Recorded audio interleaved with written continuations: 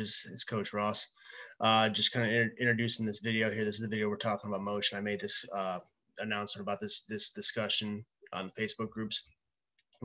Mike Hardwick, Randy Baskin, and Fon Dockery were nice enough to join us, and had a long discussion. So it's a long video, so feel free to go ahead and fast forward to the parts you don't necessarily want to see. But if you like this video, give it a like, and also more content coming with football season coming around the corner. Feel free to subscribe so that you see the content that I'm going to be releasing later on as football goes along in the fall. Until then, fellas, I will see you later, and enjoy this video. Motion, and nobody seems to be doing that consistently. I mean, I've looked, you and I've talked about it. I've looked all over YouTube and everywhere. It seems that, of course, and you had your good stuff where you had your, one of the first things, how we came to meet, you posted your 2 or 3 things that you did off of motion. That's how we met, actually, on the running game. Right. And it seems to be a lot of people do stuff 7th, 8th, or in upper youth motion, but it's mainly about running. They may do some RPOs or some scripted passing plays off the motion, but it's mainly a way, from what I understand, and it may be just my lack of understanding because we've never used it ever. Mm-hmm. It's just a way, basically, of getting, motioning defenders and outnumbering defenders in the box so they can come back and do the GT or do some others. It's just a way of positioning to outnumber the others. It's just a numbers game to really run the ball. Now, you may have a bootleg off of it. You may have a predetermined this or a predetermined that off of your motion package. But it's a package of extra plays, basically, that you have to learn. That's my understanding. What I'm wanting to do. Of course, we don't run the ball anyway. I mean, we've got 2 or 3 run plays. I mean, we pass it. Wow. I mean, and Jason and I did a show in the fall, and we went through a game, and so, I mean, he knows. I mean, we went through a whole game. Mm-hmm. We ran the ball 2 or 3 times. Wow. I mean, literally. So how can we use motion in what we do to make it easy, not create more plays to have to teach, but make you as defensive guys react to it every play, but we have certain rules that so we know what we're doing every play without having to teach new plays and script. Okay, here's motion here to the right, and here's going to be our signal for the play. But we just have to learn this play because it's specific to what we just taught. None of this may make sense. We live off the quick game. Right. We do vertical quick game. The Y corner. We call it something different. The slant hitch, which is a lot of people do versions of that. With the speed out in a route, and we call it the slant hitch. It's really a form of the stick. Jason and I have laughed about that. So it's a little different than what a lot of people do, but it's similar in that. It's basically a stick type route. And we do some duty. So basically, you're talking about 4 or 5 plays that we are going to. We practice those every day. Those are always in our game plan. So I'm looking for a way to do motion and run those plays. I don't want to have to. Okay. I don't want to have to call something different. I don't want to have to teach them an extra play off that.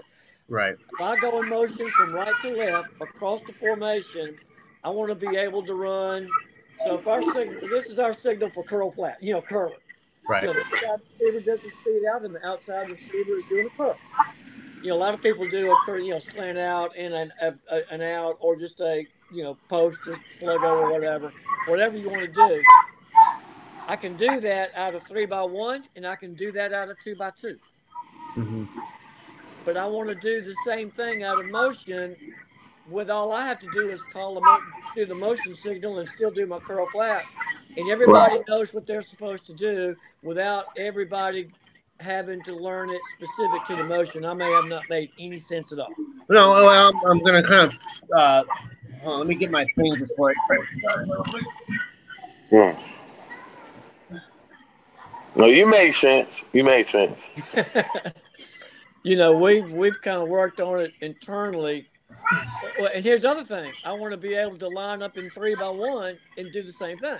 So if I'm in 3x1, I've already, and that's to me where the special sauce would be in middle school. Mm-hmm. You know, a lot of teams do too high safety against us because we can pass the ball a little bit. So they're going to go too high safety. Yeah, I know that opens up the running game, but, you know, that's too boring. We don't like to do that. We like to still pass the ball. So they've already adjusted from the too high to the one high safety usually. You know, when safety walks down to go 3-over-3 to my 3x1. Well, if I can go back and do out of my 3x1, if I can do motion back into 2x2, then they're going to have to adjust to that again, and they probably have not practiced that a whole lot. Yeah. So I'm thinking if we can do that successfully, play after play, or any time that we want to, sooner or later, I'm going to catch you out of position. Right. So if we can figure out a way to do it where we can just rep it like our normal stuff in practice without having to do new stuff and teach it, mm-hmm. I'm all for that, because I don't really see that being done in middle school. I guess that's why, because it's easier to talk about it than right. to come up with something with some rules. So the motion guys got to have some rules. The outside and the inside receiver, you know, on your play side has got to know what to do. And here's the other thing for us on the quick game, we do the same thing on both sides, which is a little different.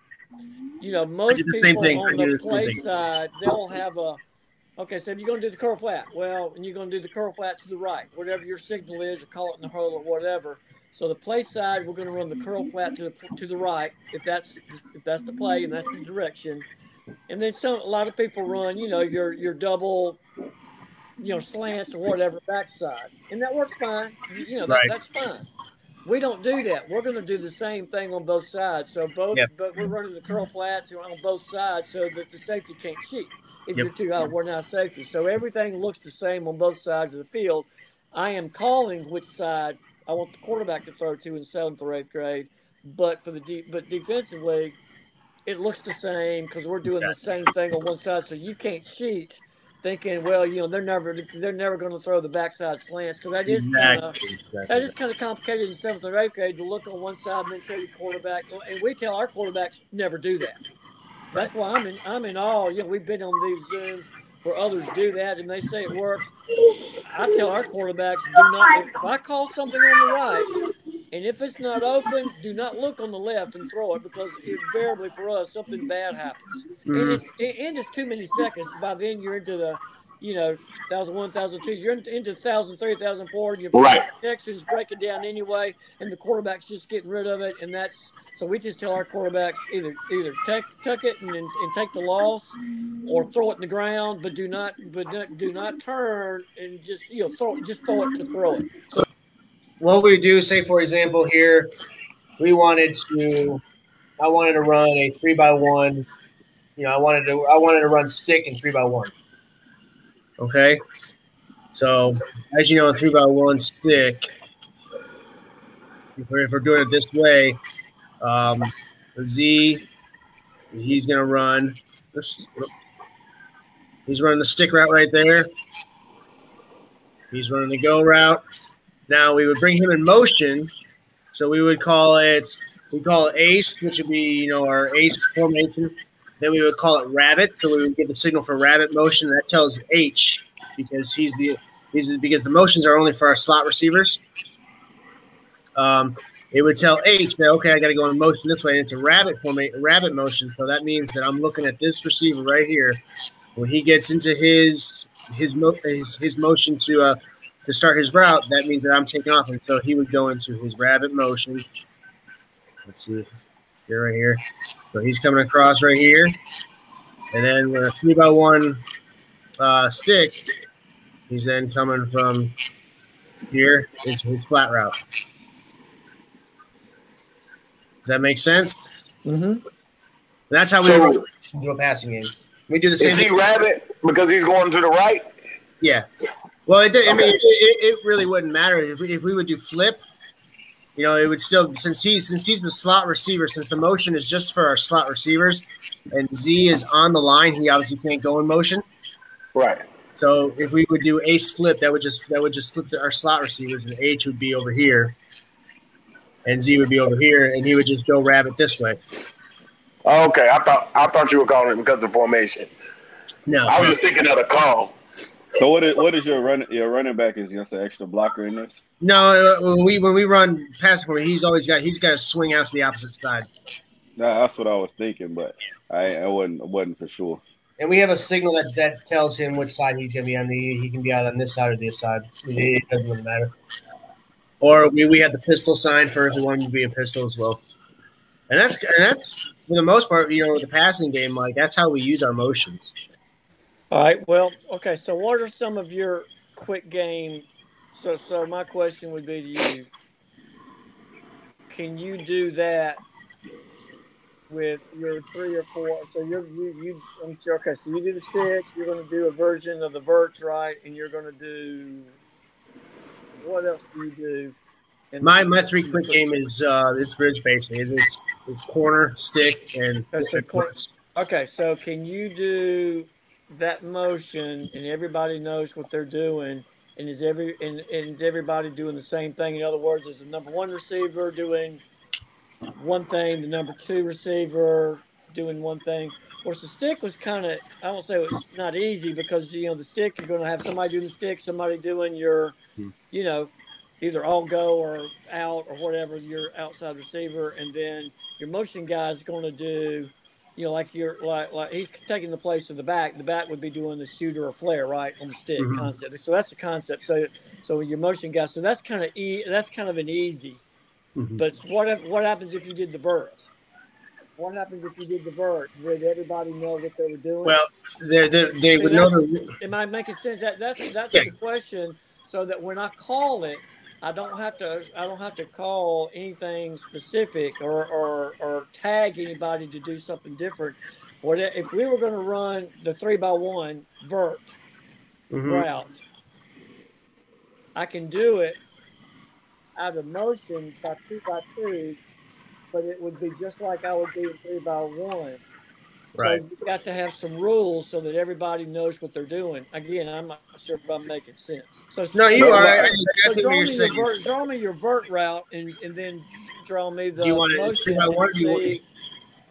Well, Mike, I got a answer to that. As far as me, how you do 2x2 here, I like stacking my guys up. So we don't how he's 2x2 here. Those slot receivers are stacked behind the slot receiver. Well, I mean, we do that some, not a lot, but we do that some. But still, Randy, out of your stack, one guy already. I mean, both receivers know what they're doing, right? I mean, you know. Yes. No. I was saying so for the vert part. One receiver does one thing, and one receiver does the other thing. It doesn't matter what you're running. It doesn't matter how you line up. I mean, everybody.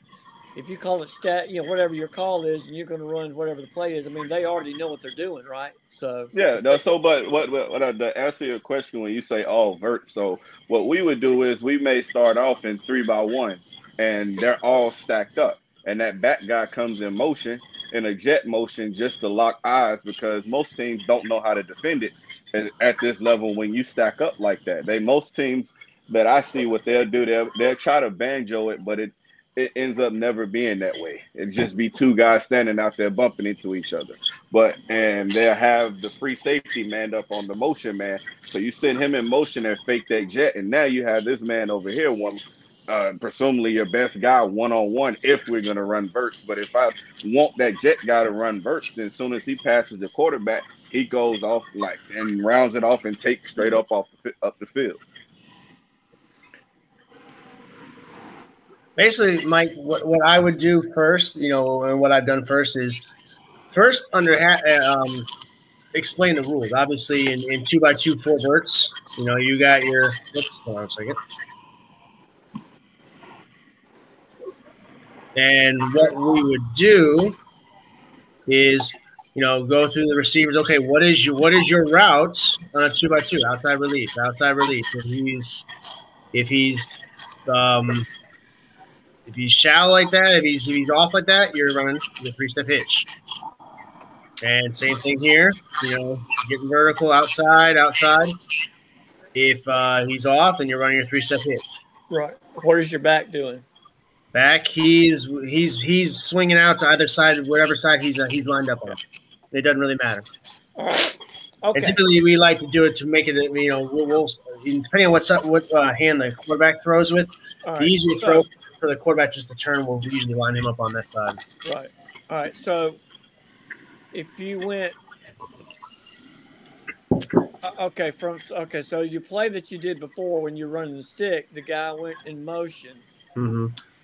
So he would be running. So if you had some type of rules, well, then he would be running your flare, and you got two guys running the flare. Well, no, actually, because that's my question. How can you develop something where everything is covered just like it is right there, that you can run that route?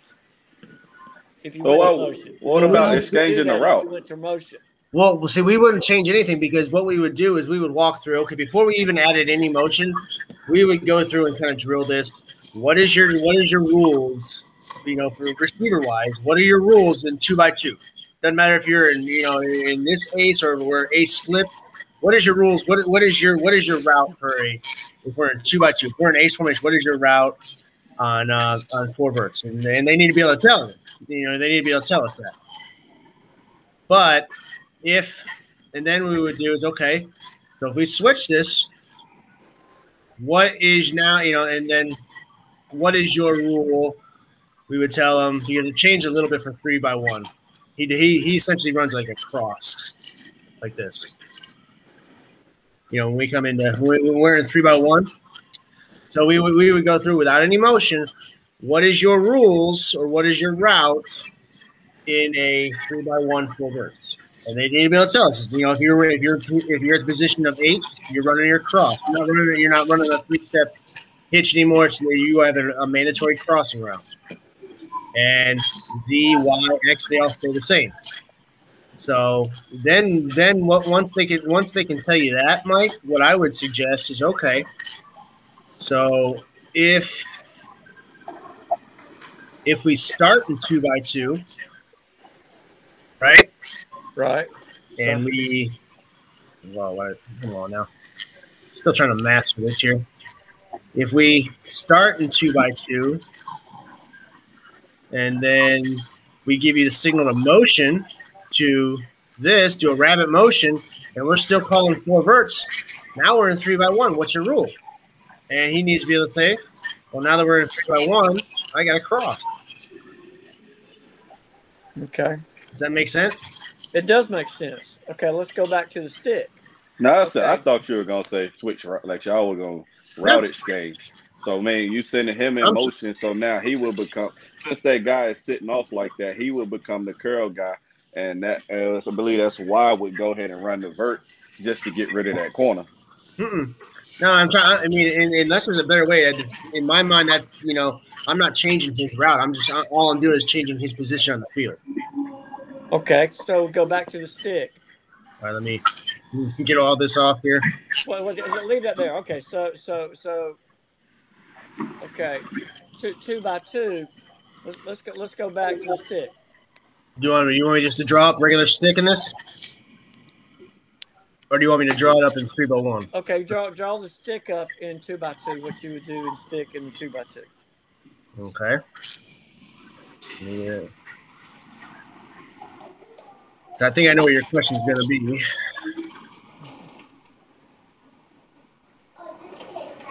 Then he's got 1 step, 3 step. Right. So I'm guessing your question probably is going to be something about with the running back, right? If I motion him in to do the stick, because then 3x1 stick, he essentially takes the role of the running back. Well, okay. So your rule, so your rule on the so the vert, which I'm with you. The verts you want out of the 2x2, you drew up your vert rules, mm-hmm. and then you drew it up out of the 3x1, and so you've got to get a guy going. You get a guy. Basically, in the verts, you get a guy hitting all the landmarks. Yep. The numbers, the hashes. Mm-hmm. Doesn't matter where you are. Okay, that's verts. I mean, that's verts. Okay, and that was the rule on that play. Okay, so here's this play. But then when you put that guy in motion, he doesn't do that. He's running an out route, right? Mm-hmm. Basically. Right. And the back has to switch. So again, to me, you're making extra stuff because they just have to memorize because their rules have changed from 2x2. Because what he's running in the 2x2 becomes different when he goes into the 3x1. Right. The back changed also. The back can't do that if you run the stick, but then the back's got to go to the backside instead of play side. He's got to go to the backside. So it becomes where the play actually changes and you have to rep it. Okay, 2x2, we're going to do this. That does this. This guy does that. But if we go in motion, this all changes something. Yes. Is there a better way to do that? Well, I'm not saying your way is wrong. I'm not saying your way is wrong at all. Mm-hmm. I may not be making sense. Well, make where there's no changes anywhere. We're doing the same thing every time you do that. You may not. Well, do that. I would teach it in steps, Mike. Again, during the install, when we're installing this stuff, you're not incorporating any motion at all. It is basically, okay, this is your rules in 2x2. And then if we were to run it in 3x1, this is your rules. And then, especially with stick and corner, if we're running a 3x1. Right. That would be my next question. In corner, you can't have two guys running the corner. Or you. Well, no, because if you did that theory, then you'd have one guy running the corner backside, which is going to take forever, I think. No. Hey, man, I got a question before you jump, man. In that same play that you had up there, now if you would have sent that guy you just moved in motion that was on the backside slant, when he comes in motion, what does he do? What does he do then? That's okay. So you just saw how I drew a 2x2 stick, right? Yeah. Okay, so I would when I would install stick, I would install obviously first in ace 2x2. And then once they rep that a few times, then we go into, okay, so this is early or late stick, and it changes a little bit. So I say, okay, V, you are, when we are in 3x1, whether it's early, hold on one second. When it's early or Give late. me some water, I'll be right back. When it's early or late, Z will always run the stick route. Just an early or late, not in 2x2. 2x2, they run the stick route if we run the stick route to your side. Does that make sense? Yeah. Okay. So now H, when we are in 3x1, H now takes the role of essentially the running back. He's going to run that flat route. Okay. So essentially that turns into the swing. And obviously our Y or our X, whatever side the concept is, they got that. And so when we're in 3x1, running back needs to know, okay, if we're running stick right, that tells me I have a flare or a swing out to the opposite side. And he's got his slant there. Does that make sense? Yeah, so essentially if you sent him in that rabbit motion, him and the running back would just basically switch. And the running back needs to know, okay, we've just motioned in the 3x1 and we're running stick to the right. Tells me I have a flare or a swing to the left. I got to go, I have to swing opposite concept. So just to take it a step further, at what point do you bring this out? Well, what I would do first is install. I would install, obviously, without any motion.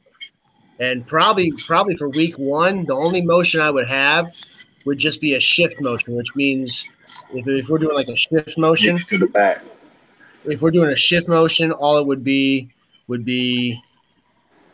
something like say for example, I don't know.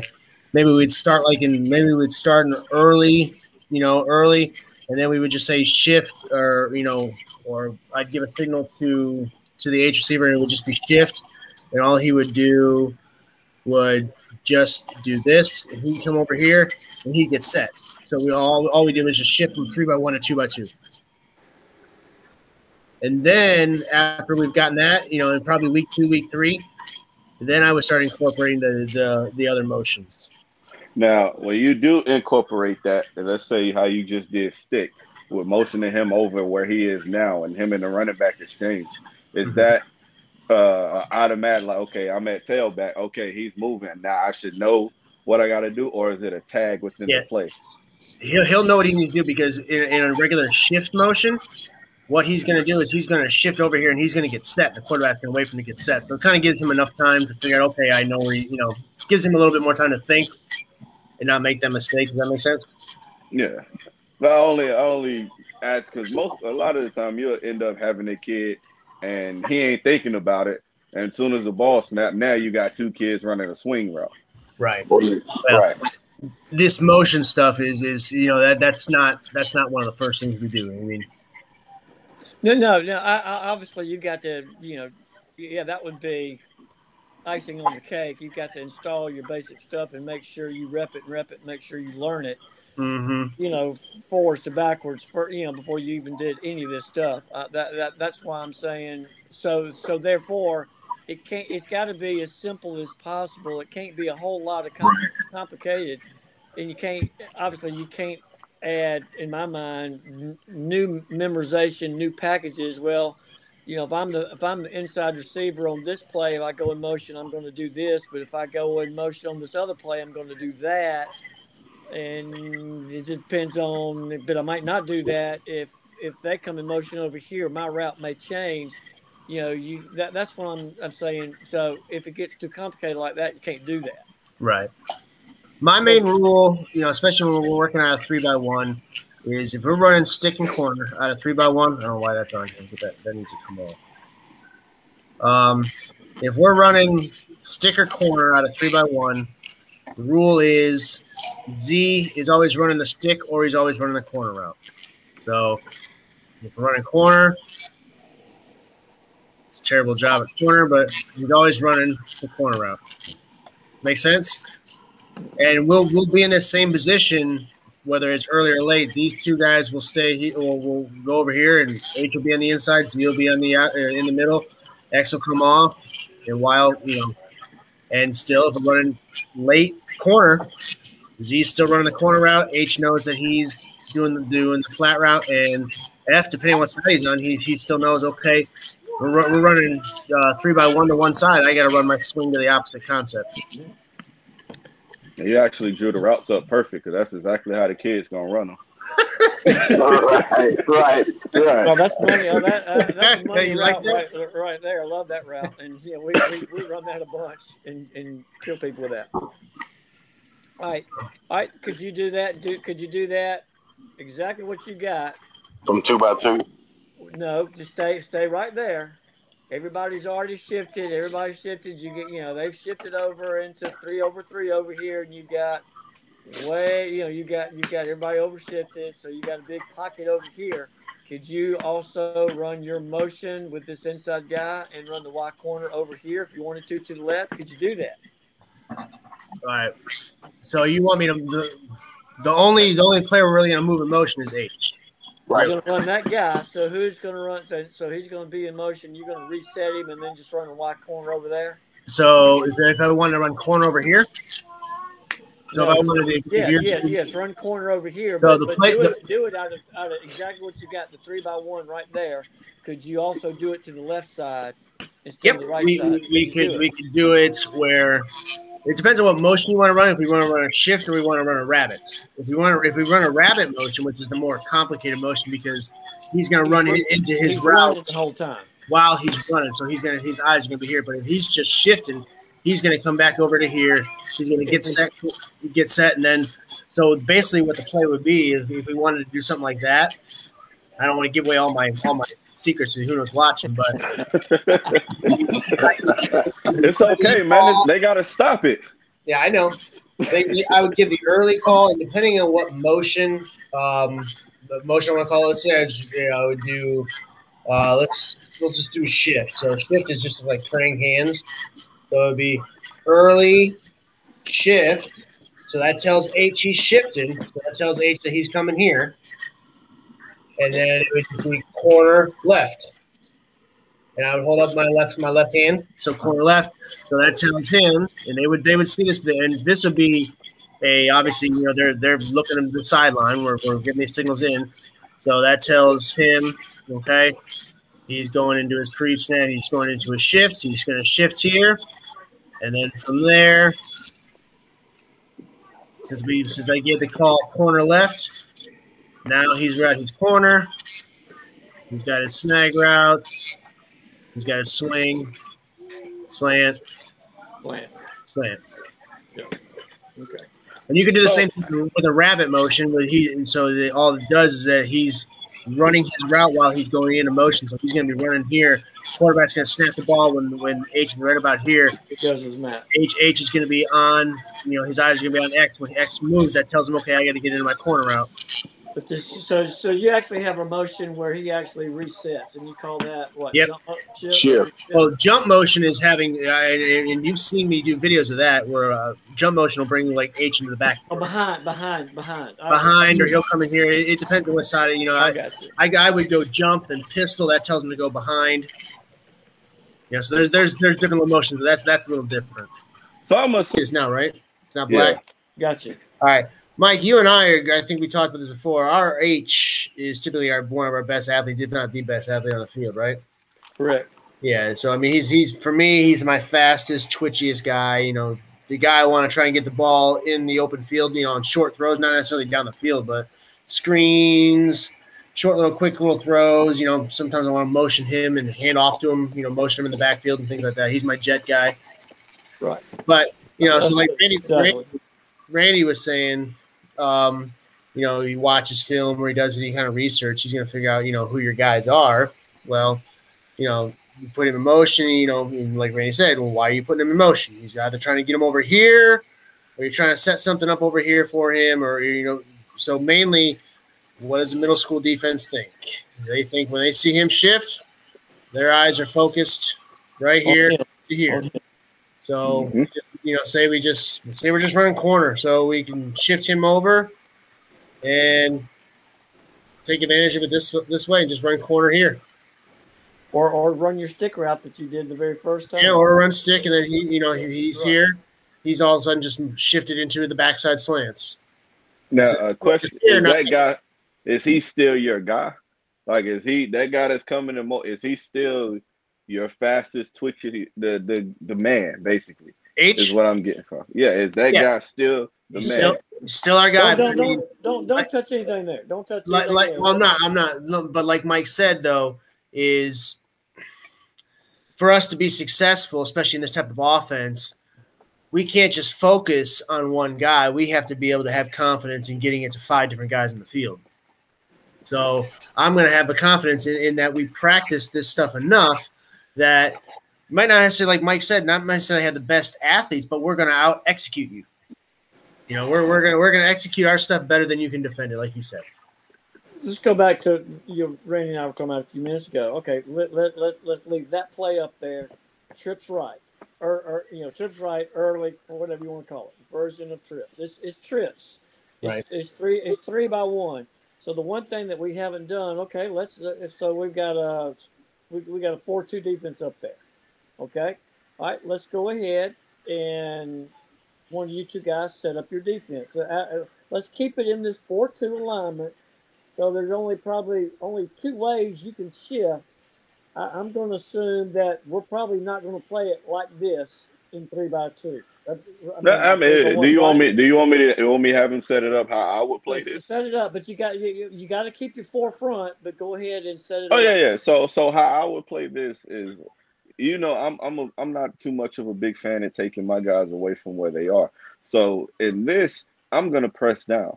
And when I say that, like my guy, they may not be in your receivers, like in your grill, but they're gonna be down close enough to where you're not gonna just be able to stand up and pop and throw it. So at this point, let's just say on the side from the motion, my guy over here, he's going to be in, I believe that's Z's face, and he's going to carry Z up the seam, but work his way to the outside. Whereas, you know him, yeah, he's going to be in his face and carry him up the seam, but work his way out to where the corner is. Okay. Are you going to make any other? Are you going to make any other adjustments? So who's, because again, starting out in 3-by-1, right? So are you gonna move? Is that the only thing you're going to do? Or are you going to move anybody else over? No. He's going to be in a position to play this anyway. So as you guys have seen before from me, my corner, we're basing it out of cover. Let's just use cover 3 for example. He's going to come down, and the other corner is going to come down. At the snap of the ball, they're going back deep to create the umbrella. So your corner route's gone, because if your quarterback stands up and throw it, he's going to end up throwing it to the. They're bailing. Yes, they're gone. They are back deep. So if you throw the corner, that's already going to be, that's taken away. So if your next read is that backside guy over there where the corner route is, then by that guy carrying him up the seam and then letting him go, he's carrying himself into that cut. Well, so when he works his way to the all of this is theoretically. Again, let me reverse for video purposes. This is theoretically. It's realistically, you never know what's going to happen. If I'm running corner though, Randy, tell my quarterback corner to the guy over the slot, because again, if this corner drops, he's going to take his 3 steps real quick. He's going to look here first. If he sees him bailing, he's immediately coming off this corner. And he's watching this guy. If this guy goes here, he's throwing right here. But that's what I'm getting at. Well, I haven't really. I kept it the way Mike said, to keep my forefront. Realistically, if I know you're going to be doing something like that, I would have my defensive end in a rush peel type technique to take that away. But I'm just keeping the forefront like Mike asked. So, but if I'm keeping the forefront, I'll take my chances with him, and my guys will come up and make the tackle. I guess my next question would be then, because we start this play pre-snap in a 3-by-1. Okay, so that's why I asked. Okay, so Jason knows where I'm going. Okay, so you're going to move your guys up. Will no one covering the H receiver? Or covering 2 guys? Now, here's my thought process in this. If you're in this like this right here, that guy is only going to do only a few things. Either he's going to replace that running back in that shoot route, or he's going to run up the field and try to run something deep, in which he's going to end up running into the safety. You're not, for me, if you send him in motion, then he's going to I'm going to end up switching my guy, the other side guy, into, I like Robert coverage. So the other side guy, he would be the guy y'all seen on film, number 10. So this guy he would end up coming in the middle anyway. So you're not going to hit that guy if he want to come speeding off. And this backside guy knows. Here like this, is that what you're talking about? Or no. He's gonna end up there. He's gonna end up playing the middle of the field. But that same sense, that backside guy that backside linebacker knows if we're in robber, then he has to help that corner out, because ain't nobody else over there. Well, then what does he do with the shift then? He shifts over here like that. Does he just come out and like that? Say that again. All right, so we're starting a 3-by-1, but the motion shifts H to here. Right, that's where I was going. So, come out like that, match up. I'm not being specific. Specifically, I'm speaking of this play in general. Okay, if I know you're finna run this right here, that's on the screen. All right, but that's the thing. You don't know we're going to do that. No, I don't. But I'm just speaking of the play that's on the screen. If that's that goes back to what I said before. If that's your guy, you're sending him in motion for something. He ain't coming across there for no reason. He's gonna do something. Well, all right. There's really theoretically 3 reasons I can do it. I can do it here. I can run the concept here. Or I can just move him over, just hoping that you're watching him, so I can run a concept over here, so you're not focused on this side. There's a couple of reasons I'm doing it. Yeah, it's a whole lot of stuff. I also why want to see too how you shift over here. Is it quick or is it fast, or how do you shift for one? I mean, there's a couple reasons of doing it. like I said, the way for me defense is set up. Take those four guys that are right there and draw a line over them like an umbrella and keep them inside of that line. Those guys are what is called the spill players. They are responsible for. So if that running back wants to go cut up in, their job is to make him go to the outside. Now, outside of that umbrella, take the corners away. Those two outside safeties are what are known as the force players. So their job is to force that running back to, or whoever the ball carrier is, to make a move. And I don't use the word contain, because you'll get some smart ass that'll run down and the guy cuts back inside and he'll say, oh, where he's contained. No, he's not, because he didn't slow down and make a move. You say force because I'm forcing that ball carrier to do something. Now, in this right here, if I have the umbrella, if he's coming across like that, again, most likely, now, out of all the scenarios, period, you never know what he's going to do if this play is not up there. But for the most part, in my mindset, in my thinking, and the experience of what I've faced, he ain't coming over there for nothing. He's either coming over there to get him the ball, to free up something, or to get him by himself. So those are my three mindsets. What is he coming over here for? If the guy that's highlighted is my best guy, he's coming in robber coverage, then it's essentially him carrying him to the middle anyway. By me pressing my guys up like they are, mindset thinking theoretically, your quarterback can't just stand up and throw it. If my slot guy on the opposite side of the guy that's not highlighted, it can carry your guy. So let's say he comes up a yard extra and carries your guy up the seam and works his way out. He can't just stand up and throw that. So if your mechanics is corner to the guy up under that, by the time he comes off the corner, this guy is just starting to work his way out, which means that theoretically that slant route or whatever that route is, they're going to be colliding at that point, and he has to come off of that. So now he's going to have to work down to that guy down there. And theoretically, hopefully, we done got to him by that point. Mm-hmm. Well, I mean, I don't know about you, Mike. I mean, we're going to kind of go off topic here again, I guess. But if I'm seeing this kind of formation, I got to undo all this. I'm sorry. But, now, again, video purposes, theoretically, and what was on the screen. Right. I won't have no idea what you're doing game-wise. No, if I see this kind of defensive coverage, in a 3-by-1, and this is what I see where I see 2-on-3, I'm thinking right now, first thing I'm gonna test you with is a screen right here, and he's going up this side, and he's blocking here. I like the little crossback block motion because I like my little matchup here. So, and then obviously he goes this way. But then that'll come into, for Mike, that would come into film play. If me and you, we get to play each other, I ain't never seen what you've done. You ain't never seen what I've done. No, that would be something you would have to say, oh, man, you know what? I see he's doing that on the field. Let me call this. And now it turns into an on-the-fly type of thing. But again, we're going really fast, and we're lining up initially 3-by-1. Now that's we got off topic. I wanted to know. Sorry for that. Okay, so we got to line up. So if we come out, Jason comes out in this right here. You got to line up to it really quick, because he's fixing to go pretty quick. So you got to line up on it. Yeah, and then in your scenario, the question becomes, you see in 3-by-1. Hey, they're in 3-by-1, 3-by-1, 3-by-1, and everybody goes what they're going to do, whatever that is. And then all of a sudden, one of those two guys that's off the line of scrimmage, he could send either one of those two guys in motion if he wants to. Mm-hmm. Yeah, but more than likely, he could send this guy in motion if he wanted to, and then that might create a problem with who the corner covers. But that's another.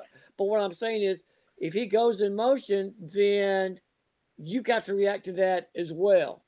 Yeah, but see, that goes back to really quick. It doesn't matter about film stage. Just if we come out in 3-by-1 really quick, you got to line up on it really quick, Oh yeah, however that's but going to be. And then if we go in motion, then you've got to readjust to that. I'm thinking you're not just going to let us go in 3x1 and you're going to stay like that. And if we go in motion, you're going to stay like that. You're going to adjust to it a little bit. That's it the comes question. it comes back to it actually does come back. I'm using the scenario I'm using is based off of what you're telling me. Film study comes into play. If I can see film on you and I know that you get in this, more than likely that kid who end up being your best kid is going in motion, then I know you're not going to stay in 3x1. And if you do stay in 3x1, I know you're looking for this kid because he's your best kid, even though the idea is to get it to the other guys. I know you're going to look for this kid, and I know your quarterback's going to look for this kid because this is your best guy. Why at this level, and again, it comes from being at this level, I'm not going to look away from Randy Moss if Randy Moss is all I got. Even though I got other guys that are here and I can use Randy as a decoy, but ideally, Randy is the guy that I want to get the ball to. So again, it goes back. Why is he going in motion? I'm looking at you on film, and if we're running this play, you're sending him in motion, hoping that my guys are going to hook onto him so your concept can get open. All right, now he's a decoy. Now you plan for that. Now, if I don't play you, now I'm starting to scramble like, okay, why is that kid going in motion? Why is this kid doing? I don't know who your best player. I don't know who your best player is until I get to game day. That's why I'm trying to make that as in scenario based because you guys get to watch film. So if I watch film on you, I'm gonna pick up who your best kid is or who the kid you want to get the ball to. So if that's H is your best kid and you're sending him in motion, what are you sending him in motion for? Because again, air raid philosophy, you don't have a lot of plays. So I'm taking a collective of what I know about Mike and putting it into this play. What is that guy going in motion for? Because he's your best player. He's your best. He's doing something for something because he's your best guy. If it's making sense to me, but I don't know if it's coming out. I understand. Yeah. I don't know if it's coming out the way that I'm trying to say it, but that if that guy's your best kid and you're telling me you don't have the talent that the other teams pick up, then I'm going to really pick up on the fact that that's your best kid easily.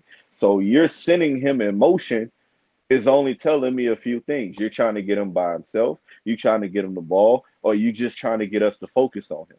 Right. So therefore, me defensively, I'm going to come through with my game plan, and I'm going to check all three of those boxes. Hey, on film, hey, man, they're not throwing him the ball when they do this. They potentially can, but for the most part, they're looking just to get the concept open. So maybe I'm going to focus on the concept until it come down to a point where if I'm stopping you in the game, now you ain't got no choice but to go to this kid. I guess my next question would be, what if we do all three? Well, now that's an on the fly moment.